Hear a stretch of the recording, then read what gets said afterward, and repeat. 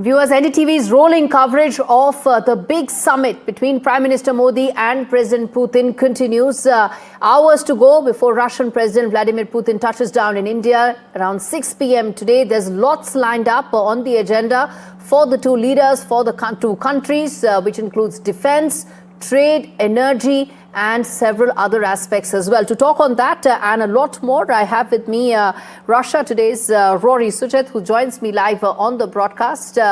In fact, Rory, thanks much for speaking to me. Let me start first by asking you, hours to go for President Putin to join us, to be in India. A lot is expected from this summit. Talk to us from the Russian side of it, expectations that Russia has from this key summit. Well, Gauri, thank you very much for having me on your program. It's a great pleasure to be with you today, and it's also a great pleasure to be here in your beautiful capital city of New Delhi. I think it's fair to say not just Russia, but all eyes of the world are currently fixed on India.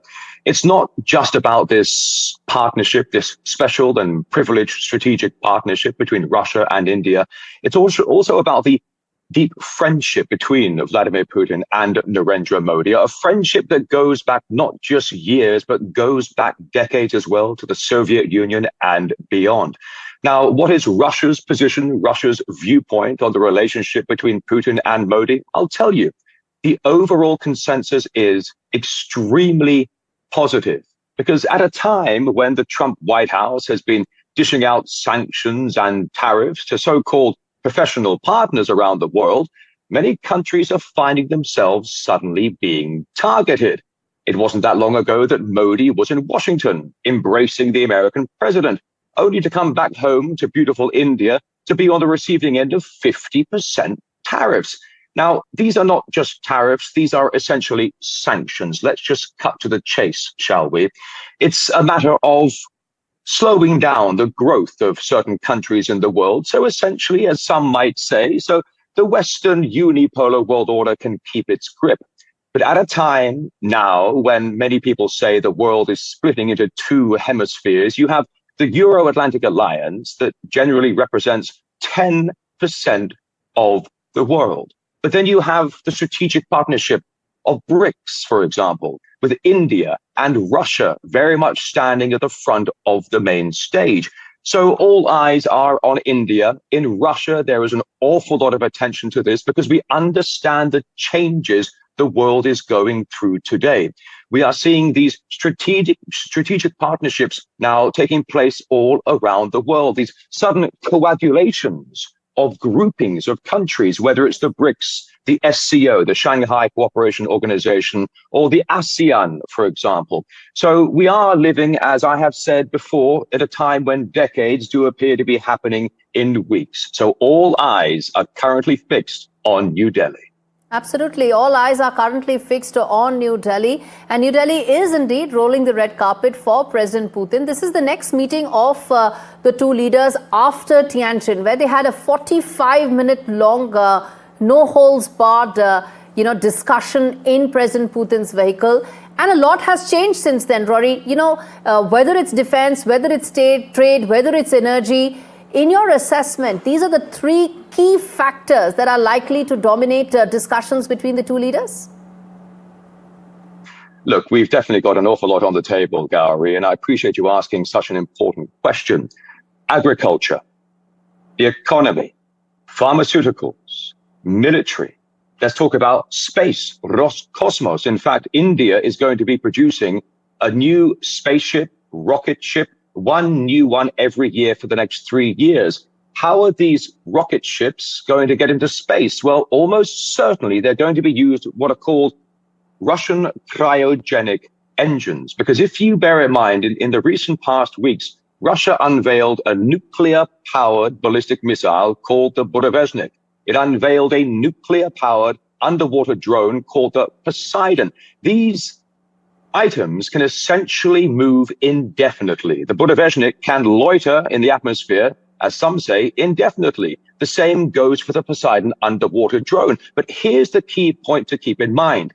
These weapons are powered by micro-nuclear engines. The Russians have managed to take nuclear power and shrink it down into a tiny little engine, which means this can be used to explore space. What is next? The moon?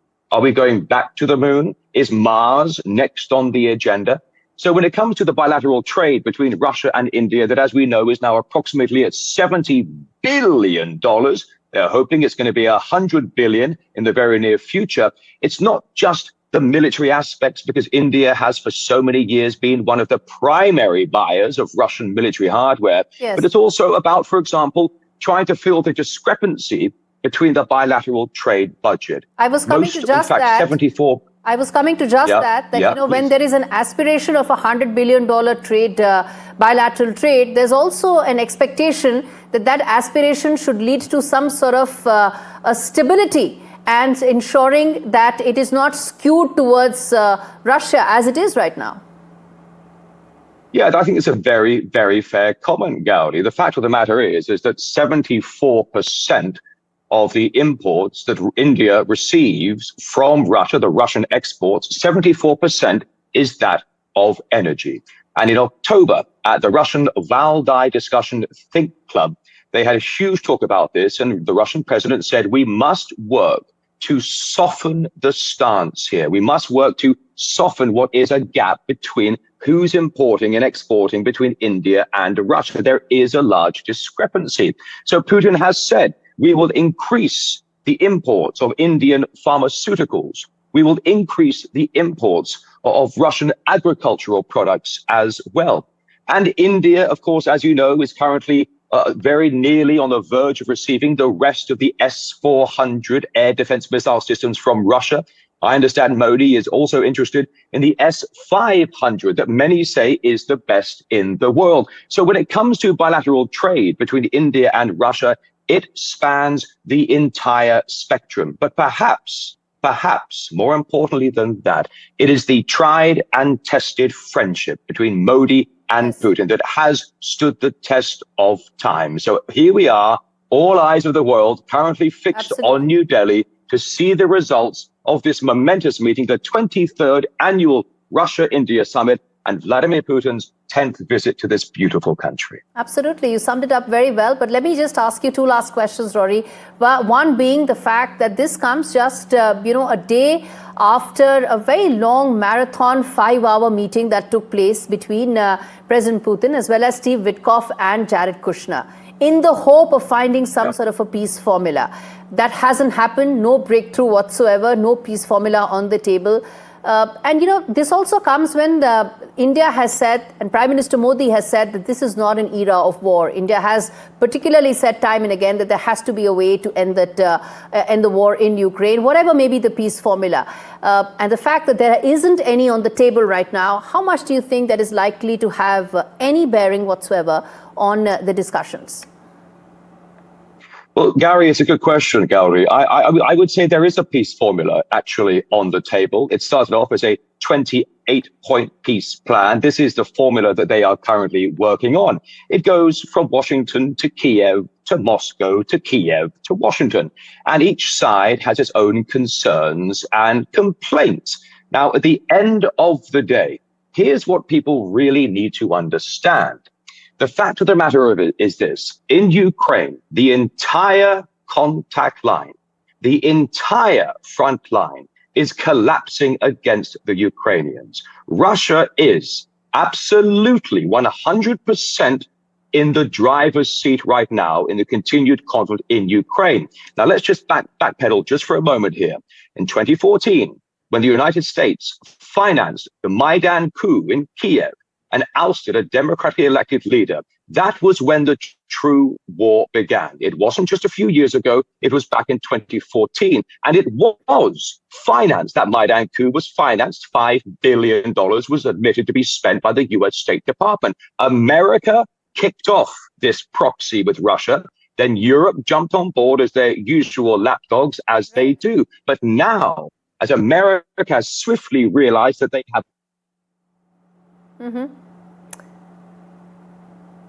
Interestingly, in the last 2 days, we had editorials being written and op-eds being written by First, the High Commissioner and Ambassador of 3 European countries, and a rebuttal from the Russian ambassador as well, as all tried to, of course, set the agenda correctly and also put everything in a larger context, something that Rory was also doing right now, putting some of those points in context. And finally, Rory, I want to ask you this question, sir, which is that your expectations out of this summit. There's a lot lined up. There's a lot on the table. There's also the mobility pact, the civil nuclear cooperation. All of that is also on the table. So what would be your key expectations, or the top 5 expectations that you would have from this summit in terms of outcomes?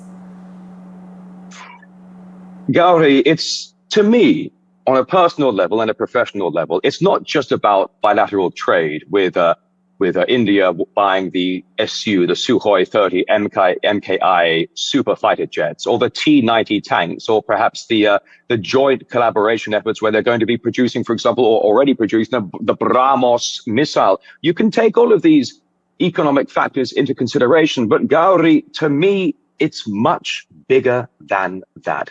This is not just a Russia-India summit. The world is watching. Russia, India, the global south, China, the BRICS strategic partnership. The BRICS, by the way, the GDP of the BRICS has already surpassed that of the G7. More and more countries are showing interest in joining the BRICS, but many of them, Gauri, are very nervous. Many of them are hesitant to even announce they want to join the BRICS because Trump is going to lean on them. It was Trump who said a short time ago that BRICS is dead. He also said that the S in BRICS stands for Spain, when of course it's South Africa. The fact of the matter is the world is changing. This high-speed train of the multipolar world is already leaving the station. Yes. And those of the Euro-Atlantic Alliance, those of the G7 are running along the platform trying to jump on because they know they've missed the train. The world is moving on.